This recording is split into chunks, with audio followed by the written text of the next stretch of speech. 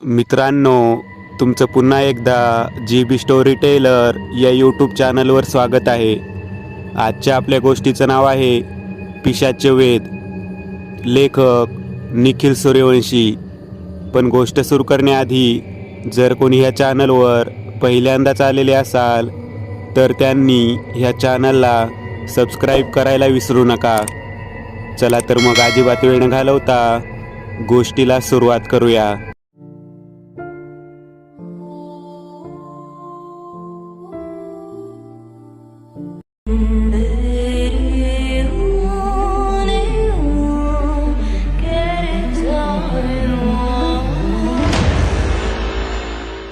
माझ्या गंडभेरुंड्या मागील कथेमध्ये महादेव आणि एकदंत यांना त्यांचे पूर्वज चिमाजीला गंडभेरुंडी मूर्ती कशी मिळाली आणि त्या मूर्तीमध्ये असलेल्या शक्तीची कथा सांगितली.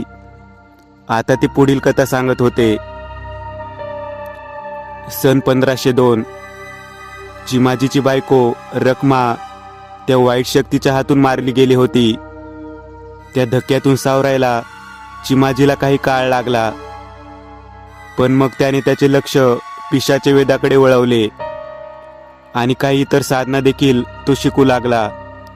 तो वेद समजून घ्यायचा चिमाजी प्रयत्न करत होता, पण जसजसं चिमाजी रखमाला विसरत गेला त्याला कोणाच्या तरी सहवासाची गरज भासू लागली, जो त्याची देखील अजून लहानच होता. त्यामुळे चिमाजीने पुन्हा लग्न करायचा निर्णय घेतला.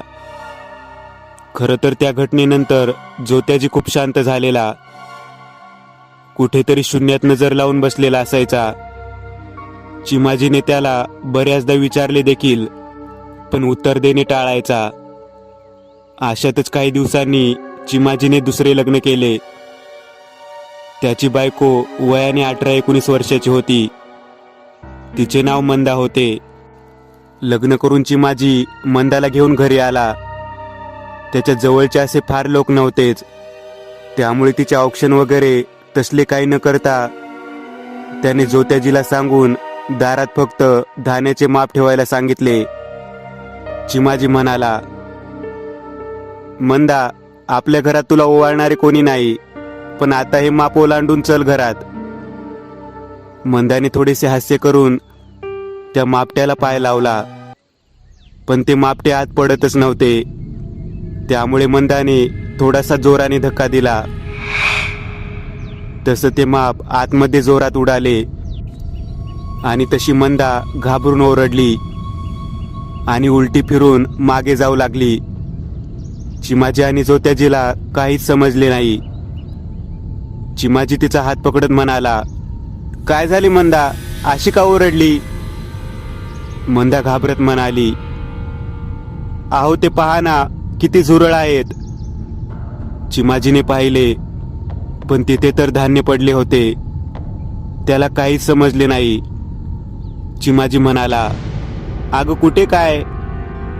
तिथे तर धान्य आहे, बघ बरं तू पुन्हा नीट. मंदाने मागे फिरून पाहिले तर तिथे फक्त धान्यच होते. तिला असे वाटले की हा तिचा भास आहे आणि मग ते दोघे घरात आले. तो दिवस पूर्ण घर आवरण्यात निघून गेला, कारण लग्नासाठी ते दोघे गेले असल्याने 3 दिवस घर बंद होते. चिमाजीचे घर हे 3 खोल्यांचे होते. त्या रात्री आतील खोलीमध्ये मंदा चिमाजीची वाट पाहत पलंगावर बसलेली होती. खोलीमध्ये एक समई मंद तेवत होती. इतर कसलाही प्रकाश नव्हता. जोत्याजी बाहेरील खोलीमध्ये झोपलेला होता. चिमाजी देवघराजवळ काहीतरी करत होता. आतल्या खोलीमध्ये मंदाच्या कानाजवळून तिचे नाव घेत एक हवेचा झोत गेला आणि पुढे तोच झोत समई विझून गेला. पूर्ण खोलीमध्ये अंधार पसरला. विझलेली समई पेटवण्यासाठी मंदा खाली उतरत होती. तिने तिचे पाय खाली सोडले. तोच पलंगाखालून 2 हात बाहेर आले आणि त्यांनी मंदाचे पाय पकडले. मंदाला धक्काच बसला आणि ती खाली पडली. पडताना तिचा हात समईला लागला आणि ती मोठी पितळेची समई देखील खाली पडली. मंदाचे पाय आता मोकळे होते, त्यामुळे ती उठायचा प्रयत्न करू लागली. तितक्या समईचा आवाज ऐकून चिमाजी आत आला. तोपर्यंत मंदा उठून पलंगावर बसलेली. चिमाजीने विचारले, काय झालं? ही समई कशी पडली? मंदा म्हणाली, कोणीतरी माझे पाय ओढले. चिमाजी म्हणाला, तुला आरामाची गरज आहे असं वाटतंय मला. मगाशी पण तुला काहीतरी दिसले आणि आता म्हणते कोणीतरी पाय ओढले. कोण येणार आहे इथे? मंदाने यावेळी पण स्वतःच्या मनाला समजावले. तिने समई लावली आणि चिमाजी शेजारी ती पलंगावर झोपी गेली. चिमाजी मंदाला जवळ घ्यायचा प्रयत्न करत होता, पण खूप थकली असल्याचे कारण देऊन मंदा तशीच झोपली.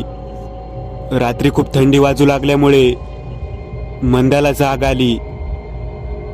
आश्विन महिना सुरू होता. या महिन्यात इतकी थंडी कधीच नसते. मंदा हाच विचार करत होती. तोच तिला चिमाजीच्या पलीकडून क क असा आवाज ऐकू आला. तिने उठून त्या बाजूला पाहिले. तिला भीतीचा धक्काच बसला. कोणीतरी बाई पलंगा शेजारीच चिमाजीजवळ मांडी घालून बसली होती. समईच्या उजेडात तिचे रूप स्पष्ट दिसत नव्हते, पण तिने काळ्या रंगाची साडी घातलेली, डोक्यावर पदर घेतलेला. अचानक तिने तिची मान मंदाकडे फिरवली.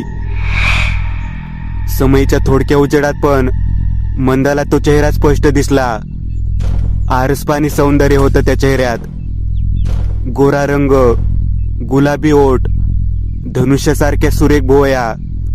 मंदा काही बोलणार इतक्या ती नाहीशी झाली. पुन्हा मंदा झोपण्यासाठी या बाजूला वळली. तोच तिला पुन्हा धक्का बसला, कारण ती बाई आता मंदा शेजारी बसली होती. यावेळी तिची मान खाली होती. भीतीमुळे मंदाच्या तोंडातून शब्द निघत नव्हता. त्या बाईने मान वर केली, पण यावेळी त्याचा चेहरा पाहून मंदाला घेरी यायचीच बाकी होती. यावेळी तिच्या चेहऱ्यावर खूप सुरकुत्या होत्या. जागोजागी रक्ताचे डाग होते. डोळे पूर्ण काळे होते. असे भयानक दृश्य पाहून मंदा मोठ्याने किंचाळली. चिमाजी जागा झाला आणि म्हणाला, आता काय नवीन तुझे? यावर मंदा म्हणाली, अहो मी पाहिलंय ते कोणाला तरी, एक बाई होती. चिमाजी म्हणाला, कुठे मग ती बाई आता? मंदा काहीच उत्तर देऊ शकली नाही, कारण आता तिथे कोणीच नव्हते. मंदा तशीच पडून राहिली. तिला विचित्र भास होत आहेत असा तिचा समज झाला होता. ती अंगावर घेऊन झोपली. मंदाला झोप लागली होती.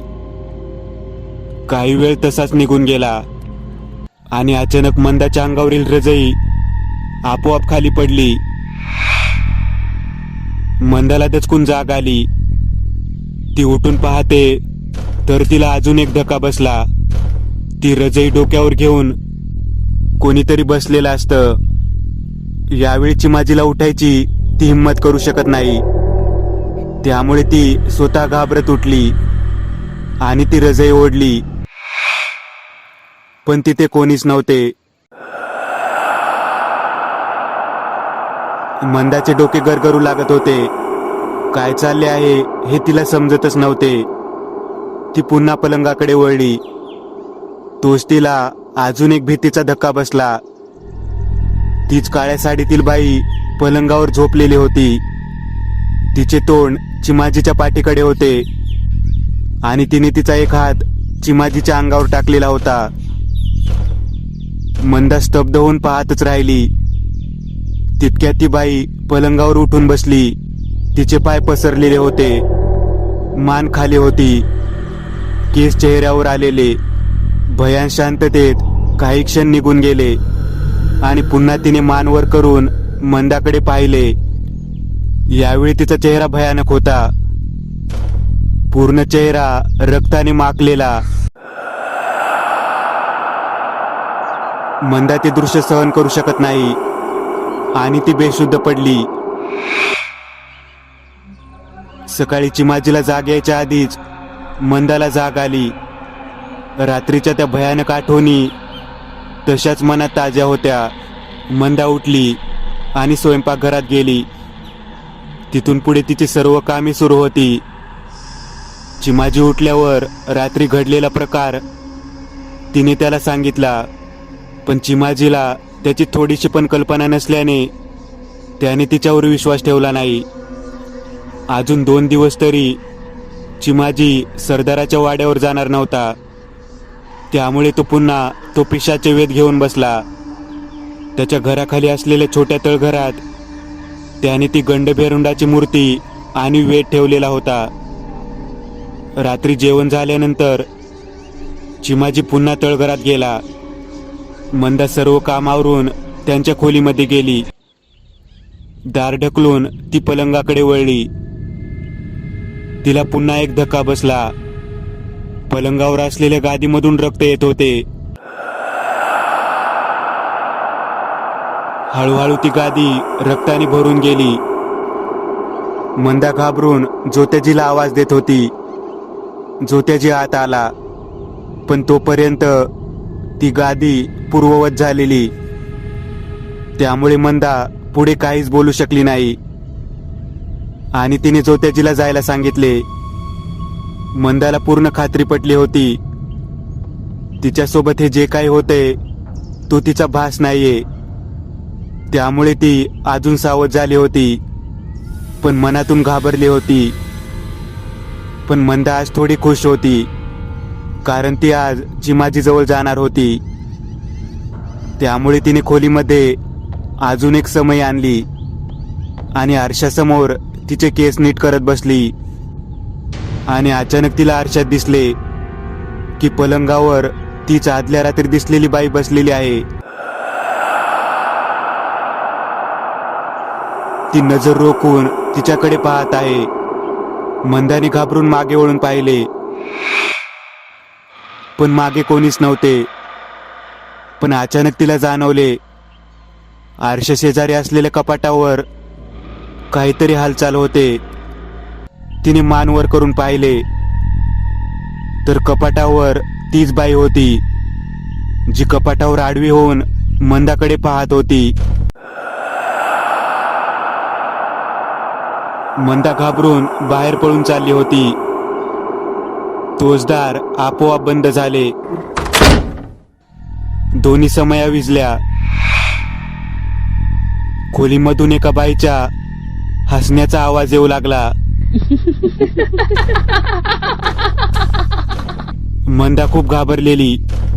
इतक्यात कोणीतरी तिचे पाय ओढले. मंदा खाली पडली आणि फरफटत पलंगाखाली ओढली गेली.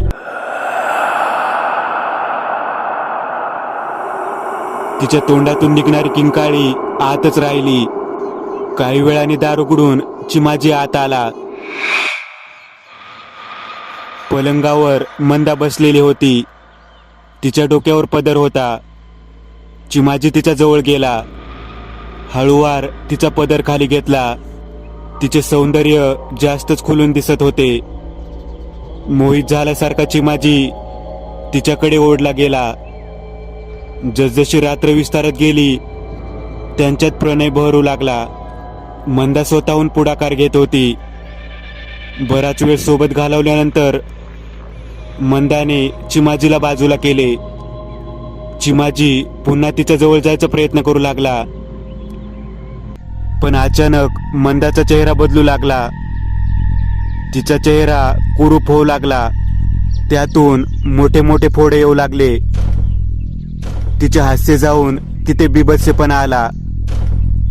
अचानक चिमाजीला थकवा जाणवू लागला आणि चिमाजी बेशुद्ध पडला. दुसऱ्या दिवशी चिमाजीला जाग आली, पण त्याला खूप थकवा जाणवत होता. शेजारी मंदा झोपलेली होती. त्याला रात्रीचा प्रसंग आठवला. त्याच्या अंगावर भीतीने काटा आला. त्याची नजर मंदाच्या चेहऱ्याकडे गेली, पण तिचा चेहरा नेहमीसारखाच दिसत होता, पण कोमेजलेला होता. त्याने तिच्या कपाळाला हात लावला. तिचे अंग पूर्ण थंड पडलेले. तो तिला उठवायचा प्रयत्न करत होता, पण ती उठत नव्हती. त्याला जाणवले मंदा हे जग सोडून गेलेली आहे. त्याला प्रचंड हादरा बसला. रात्री घडलेला प्रसंग आणि सकाळी हे, त्याला काही समजत नव्हते. तो उठून बाहेर जाऊ लागला. थकव्यामुळे त्याला नीट चालता पण येत नव्हते. कसाबसा बाहेर आला. बाहेर जोत्याजी बसलेला. चिमाजी जोत्याजीला म्हणाला, मंदिरात जा पटकन आणि गुरुजींना घेऊन ये. चिमाजीला जाणीव झालेली हे जे काय आहे ते साधे नाही, कारण रात्री त्याला त्याचा अनुभव आलेला आणि आता त्याची नवीन बायको मृतावस्थेत पडलेली. काही वेळाने गुरुजी आले. चिमाजीने 2 दिवसात घडलेला सर्व प्रकार त्यांना सांगितला. त्यावेळी गुरुजी म्हणाले, आधी आपल्याला मंदाची विधी करावी लागतील, कारण तिचा देह असा ठेवणे योग्य नाही. त्यानंतर आपण पाहू हे काय आहे. आजूबाजूचे लोक जमा होऊ लागलेले. सर्वांच्या चेहऱ्यावर शंकेचे भाव होते, कारण जवळपास 1 वर्षापूर्वी चिमाजीच्या पहिल्या बायकोचा संशयास्पद मृत्यू झालेला होता आणि आता त्याच्या दुसऱ्या बायकोचा देखील असाच अनपेक्षित मृत्यू झालेला. चिमाजी हा वाईट मार्गाला लागला आहे. तोच त्यांच्या बायकोंचे बळी देतो वगैरे चर्चा लोकांच्यात सुरू झालेल्या. अशाच गढूळ वातावरणात मंदाचे अंत्यसंस्कार पार पडले. त्याच्या दुसऱ्या दिवशी गुरुजी चिमाजीच्या घरी आले. त्यांच्यात बोलणे सुरू होते. गुरुजी म्हणाले, चिमाजी, तू जे काय सांगतोय त्यावरून असं वाटतंय की मंदाला जे दिसत होते ते नक्कीच भास नव्हते, आणि तुझी अवस्था देखील पाहतो किती थकून गेला आहेस. त्या रात्रीनंतरच तुझ्यात हा बदल झाला आहे. यावर चिमाजी म्हणाला, होय गुरुजी, मला पण तसेच वाटत आहे, पण काय झाले हे समजत नाहीये. यावर विचार करून गुरुजी म्हणाले, ते पिशाच्या वेदामधून तू काही वाचले आहे का? चिमाजी काही वेळ गप्प राहिला. खरी सांगावी की नाही अशा द्विधा मनस्थितीमध्ये तो अडकला होता. त्याची होणारी चुळबुळ पाहून गुरुजी म्हणाले, हे बघ चिमाजी, तू जर का मला सगळं खरं सांगितलं तर आणि तरच मी तुझी काही मदत करू शकेन. त्यामुळे आता जे काय आहे ते मला खरं सांग. चिमाजी म्हणाला, मी त्या वेदामधून किन्नरी साधना करत होतो, पण ती काही सफल झालीच नाही.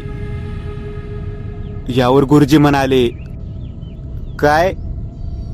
मी या साधनेबद्दल ऐकले आहे फक्त, पण त्याचा विधी कोणालाच ज्ञात नाहीये. चिमाजी म्हणाला, होय, पण त्या वेदामध्ये तो विधी आहे. यावर गुरुजी म्हणाले, अरे पण तुला अंदाज आहे ना ती साधना काय असते ते? किन्नरी म्हणजे काय हे अजून कोणाला नीट समजले नाही. ते अप्सरा आहेत की अजून कोणी वाईट शक्ती याची कोणाला माहिती नाही. चिमाजी म्हणाला, मला अंदाज आहे, पण बहुतेक तुम्हाला पुढील गोष्ट माहीत नाही गुरुजी.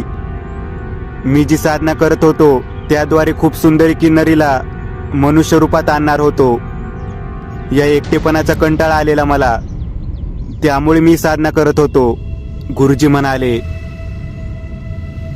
हे फार भयंकर आहे चिमाजी. पुढे काय झाले मग? चिमाजी म्हणाला, मी लग्नासाठी गावाला जायच्या 2 दिवस आधीपर्यंत ती साधना करत होतो, पण काहीच अपेक्षित नाही घडले. मग मी ती साधना थांबवली. गुरुजी म्हणाले, तू माझ्यासमोर बस, मला ध्यान करू दे. नक्की काय झाले ते पाहायचं आहे मला. आणि मग गुरुजी काही वेळ ध्यान करू लागले. ध्यान करताना क्षणाक्षणाला त्यांच्या चेहऱ्यावरील भाव बदलत होते. काही वेळाने त्यांनी डोळे उघडले. मग गुरुजी म्हणाले, तू फार भयंकर गोष्ट केली आहे चिमाजी.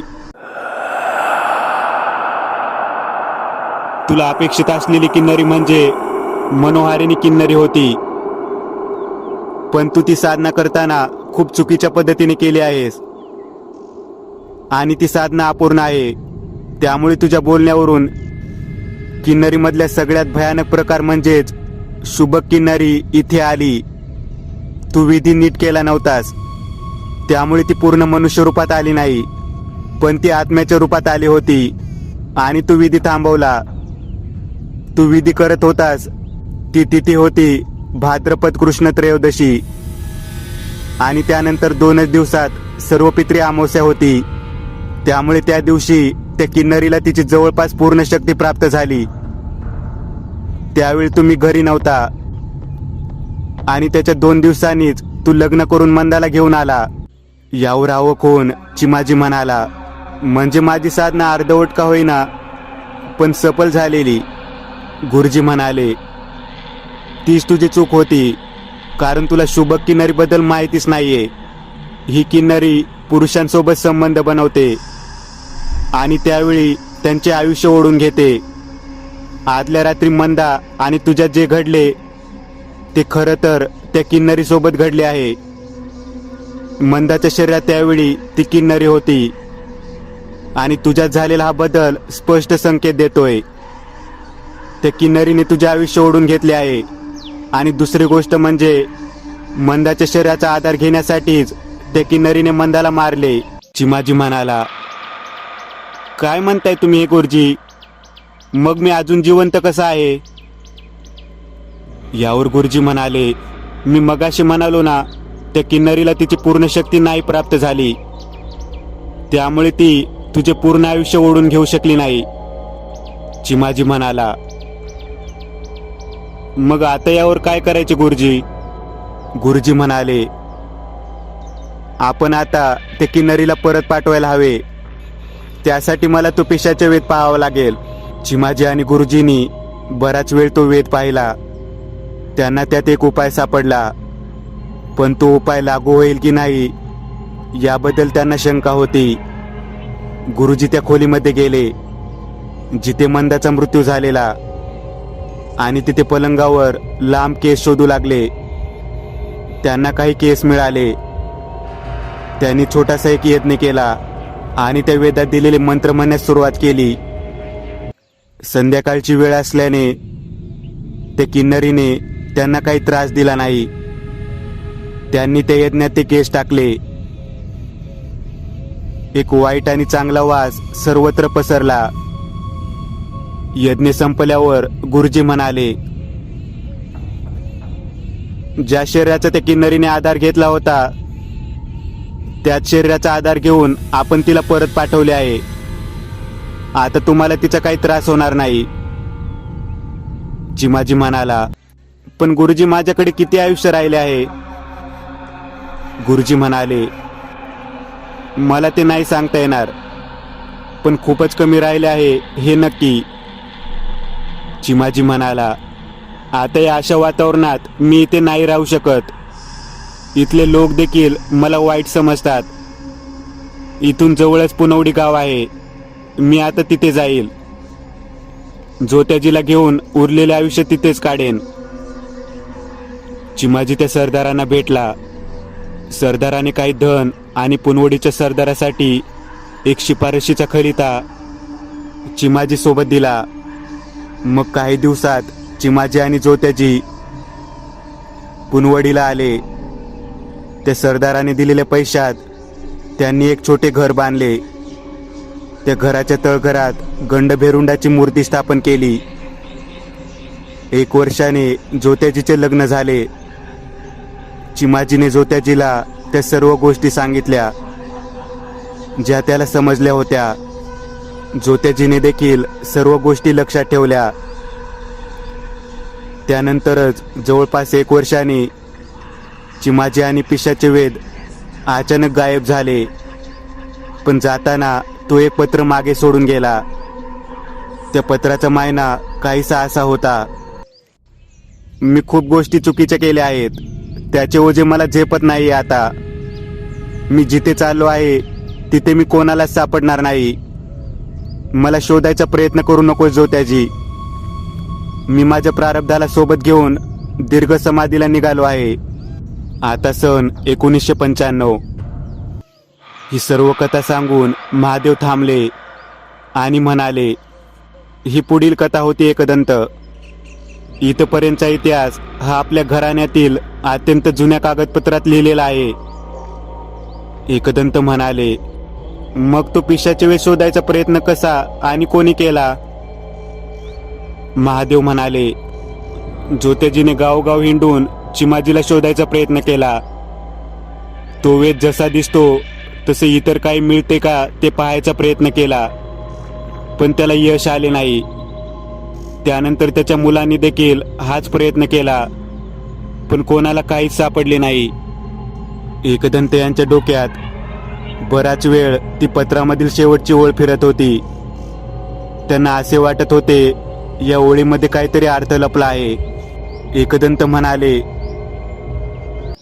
त्या तळघरात जी मूर्ती बसवली आहे ती चिमाजीने बसवली आहे ना? त्यानंतर तळघरात काही बदल झाले का? महादेव म्हणाले, होय, आणि त्यांनी मूर्ती बसवल्यानंतर या तळघरात काहीच बदल केलेला नाही. जवळपास 200 वर्षापूर्वी आपल्या एका पूर्वजाने ते गुप्तदार बसवले ज्यावर गरुड आहे. मग नंतर हा वाडा ते तळघर गुप्त राहील अशाच प्रकारे बांधला. एकदंत म्हणाले, मला त्या तळघरातल्या मूर्तीबद्दल शंका आहे. चिमाजीने सांगितल्याप्रमाणे ती मूर्ती रक्षशिळेची आहे. आपण आजवर कधी रक्षशिळेची मूर्ती पाहिली नाही, पण मी वाचले आहे की रक्षशिळा हा दगड पूर्ण काळा आणि गुळगुळीत असतो. पण आपल्या तळघरात जी गंडभेरुंडाची मूर्ती आहे ती मूर्ती बेसाळ प्रकारातील दगडाची आहे. तो दगड गुळगुळीत नसतो. जो दगड भारतात फक्त सह्याद्री डोंगरांमध्ये आढळतो. म्हणजे मला असं वाटतं ती मूर्ती खरी नसावी. महादेव म्हणाले, असे कसे म्हणतोय तू एकदंत? त्या मूर्तीसमोर आजवर कित्येक आत्मे शोषले गेले आहेत. स्वतः मी देखील कितीतरी वेळा मुक्त न होणाऱ्या आत्म्यांना त्या मूर्तीसमोर ठेवले आहे. यावर एकदंत म्हणाले, तुमचे म्हणणे बरोबर आहे, पण मला असे वाटते मूळ मूर्ती देखील तिथेच आहे, कदाचित त्या मूर्तीखालीच. महादेव म्हणाले, म्हणजे तुला काय म्हणायचं आहे? अजून एक तळघर असेल?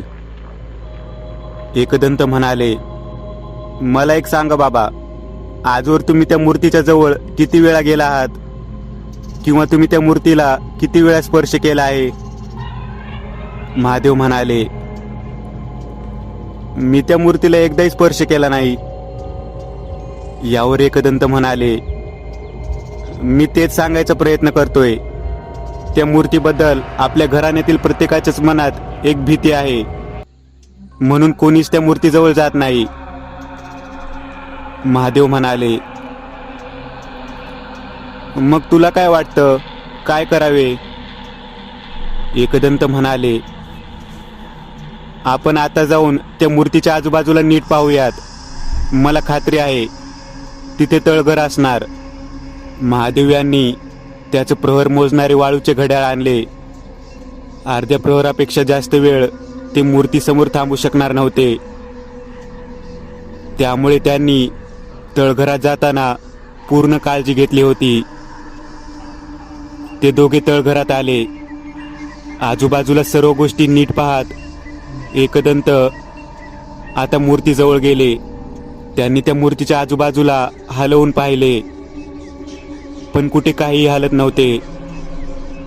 जुन्या काळात असलेल्या गुप्त दरवाजाच्या गोष्टी त्यांनी ऐकल्या होत्या. त्यानुसार ते अशी एखादी कळ शोधायचा प्रयत्न करत होते की ती दाबल्यावर काहीतरी उघडेल.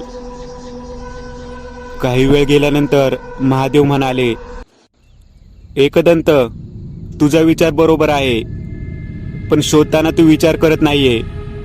म्हणजे चिमाजीने इथे गंडभेरुंडाची मूर्ती बसवली आहे, त्याकडे मी आज पहिल्यांदा नीट पाहतोय. त्यातल्या एका गरुडाचा डोळा भरीव आहे आणि दुसऱ्या गरुडाचा डोळा थोडा पोकळ वाटतोय. एकदंत यांनी त्या मूर्तीकडे पाहिले. लगेचच त्यांनी त्या पोकळ डोळ्यात बोट घातले आणि आत दाबले. त्यांच्या बोटाच्या प्रेशरने काहीतरी आत ढकलले गेले आणि दरवाजा फिरावा तसे त्या मूर्तीचा वरचा चौथरा उजव्या बाजूला फिरला आणि खाली एक तळघर दिसू लागले. महादेव आणि एकदंत आश्चर्यचकित होऊन ते पाहतच राहिले.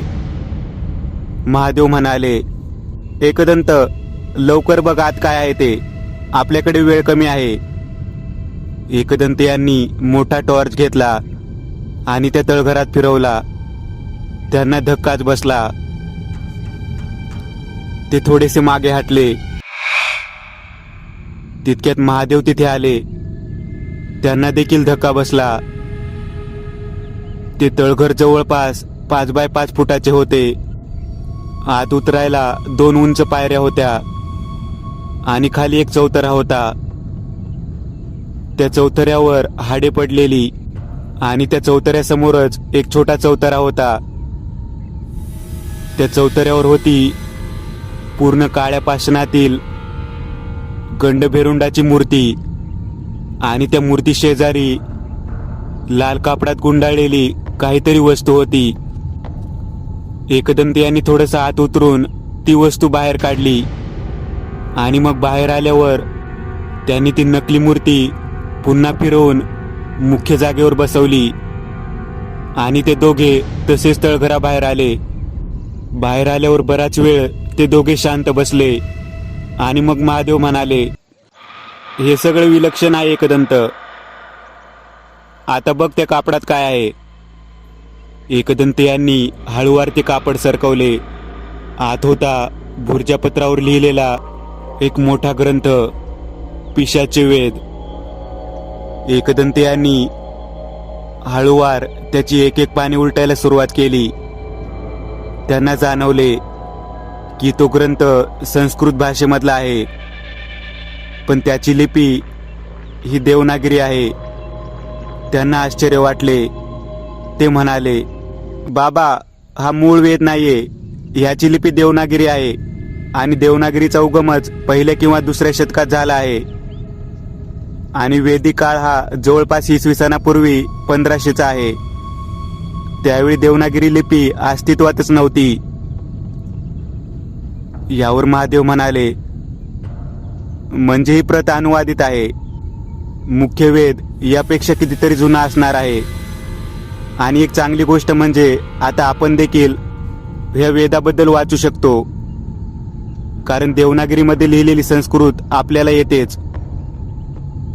एकदंत यांनी ते वेदाचे पहिले पान नीट वाचले. त्यांच्या चेहऱ्यावरील भाव बदलले.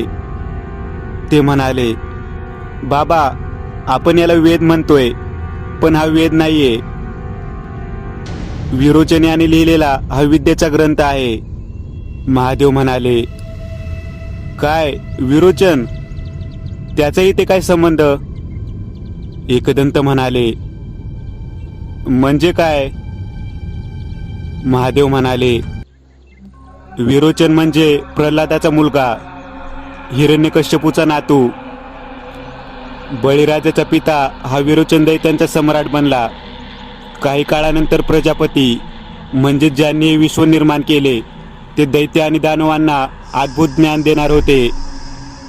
त्यामुळे एक दिवस इंद्र आणि विरोचन ज्ञान घेण्यासाठी प्रजापती यांच्याकडे गेले.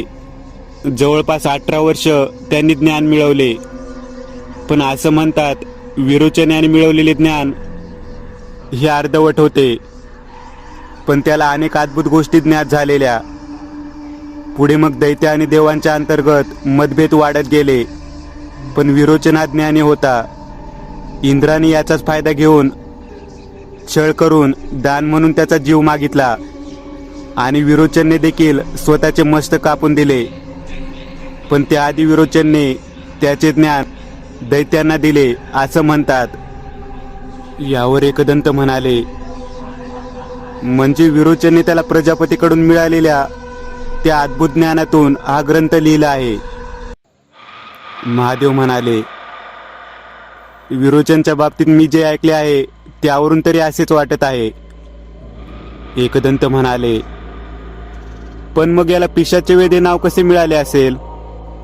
महादेव म्हणाले, अथर्ववेदात विरोचनचा उल्लेख बऱ्याच वेळा आला आहे.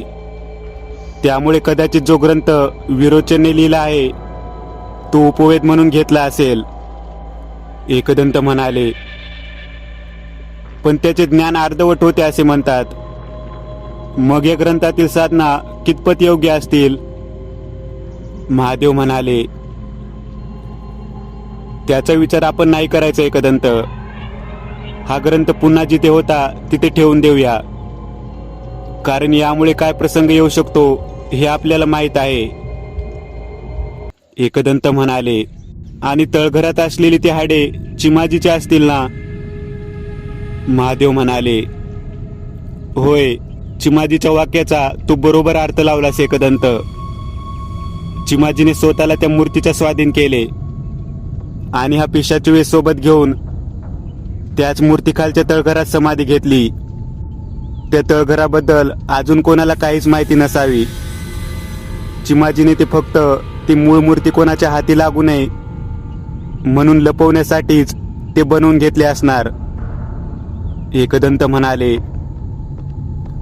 मग आपण त्या हाडांचे काय करायचे? महादेव म्हणाले, हा निर्णय चिमाजीचा होता. आपण त्यात हस्तक्षेप नाही करायचा एकदंत. ती हाडे, हा वेद, सगळं होतं तसंच राहू दे. एकदंत आणि महादेव यांनी पुन्हा तो वेद त्या लाल कपड्यात गुंडाळून त्या मूर्तीखालील तळघरात ठेवून दिला आणि ते तळघर बंद केले, कदाचित कधीही न उघडण्यासाठीच. की त्या तळघरात अजून काय होते? या कथेचा पुढील भाग पिशाचे वेद खंड 2. मित्रांनो, आज पुरतं एवढंच. तुम्हाला जर काही गोष्ट आवडली असेल तर नक्की लाईक करा. तुमच्यापैकी बरेचसे जण व्हिडिओ लाईक न करताच पळून जातात, पण हा जर व्हिडिओ तुम्ही लाईक केला तर मला जरा बरं वाटेल आणि असेच भारी भारी व्हिडिओ बनवायची माझ्यात एनर्जी येईल. त्यामुळे नक्की लाईक करा आणि अजूनही कोणी या चॅनलला सबस्क्राईब केलेलं नसाल तर लगेच सबस्क्राईब करून टाका आणि बाजूची घंटी ती मात्र दाबायला विसरू नका. देवाची घंटी आहे ती. चला तर मग पुन्हा भेटूया अशीच एक आगळी वेगळी गोष्ट घेऊन पुढच्या भागात.